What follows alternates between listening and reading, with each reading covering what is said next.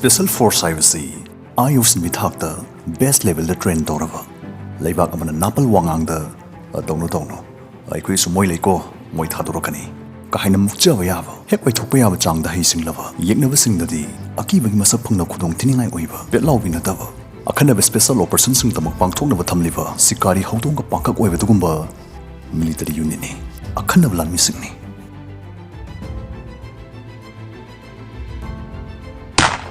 Ising manung day put kapogalaga, Jamuk Lahonda, Yam Haishingna, Yipna will render Misimatic Lanson liver, a job crime, a much of Tanamudama, Missamsing Paraga, Naklo in a snelliver, Dakudrang mi patasing Makotagi, Lanjatra Athoiba missing can with a cooler of a special force in Giwari.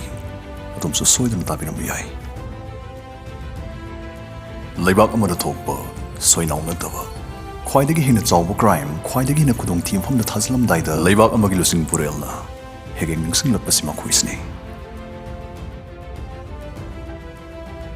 Laybak Kudingmaki, Magi Special Force Lady Vane.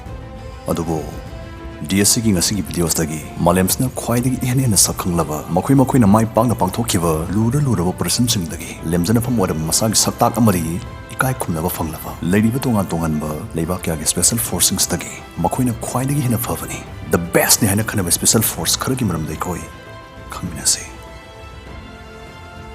Number 10 Israeli Sered Matkal Israel Hivasi, Kana Chinava, Yakai Tinkainava Marta, Yaknavani Koi question on a Polo Kivalibak Hivasi, Mayam become Kangarabawani.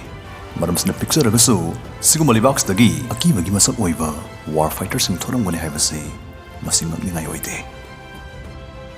1957 Delinkarkiva Sered Matkalgi, Mokai Quaidi Maruiba Mathosi, Arunatov Iba Komjinba Madi, Yaknabing Omkai Paring Manung Hanjana, Operato Wisney. Moigi Sing Tavayava, Operation Singi Manunda. 2003 the Ilyahu Gurel Harib Israeli taxi driver say, Magi Garida, Palestinian Makuimari, Jerusalem the Tin Bazarpada, Kinep Doki. Adobo. Sered Markalti Mamana, Matamsana driver to look at Toduna, Tavak Lep Krava, Ariba factory Magi Manunda, put Homlum Luna Tokula Mako Mamadagi, Yam Haishina driver to rescue Toki. Moigi quite Falkiva, quiet to Operation Haragadi. Operation Thunderbolt Haribusne. Must the terrorists na Uganda the Pipe airline number the Tonga passengers sing Pazinki. Uganda gi Entebbe Airport Europada, Mokoi Karamani Taduraki, Dubumokoi Jamaгаtarukti, Airport Terminal Building the Fazin the Tamoki. Must also share at Matkal, Special Forces Latuna, Mokoi Jamagataruk Manunda, Jamaga Anigi Punsikalamki. Lura Misan Gadagi, my Pangna Ponglakan Mana, Sered Matkal, Malem Sigimako Tonga Special Force Unit Singimanunda, Magis Mupam Chauna Kalivani. Number 9 Indiagi Marcos Hana Marine Commando Force Hana Kangar Indiagi Marcos, Singamari Kang Palanimikilan from the Kuluerava, Retivi Leva Kudimon Sakangla Indiagi Most Elite Special Force Unit. 1987 the Marcos, American Samadi, British, SAS ka, Puna training to Minanava, Taborki. Misam Prasasing Marta, Lotuna Yanava Tangainava Yanavama, Makoi Kakanbana, Yanava Sing the Lami Kojo Mahani Sukanava Marcos kissing Tamayaba, Operation Amaka Panjake, Operation Pawan.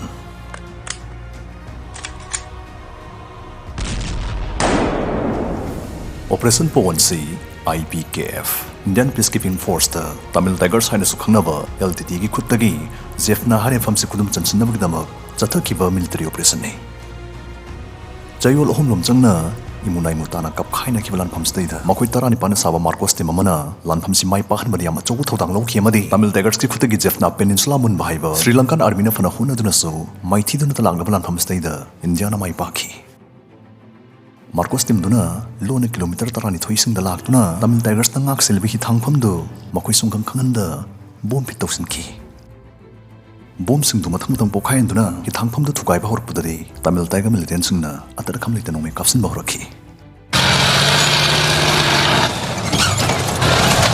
Adubo, Makuitarani Panma, Amata Sopanyauda, my Pagna Halaki. US Navy SEALs the Trentorokiva, Officer Lieutenant Arvin Singna. Timsil Singivani.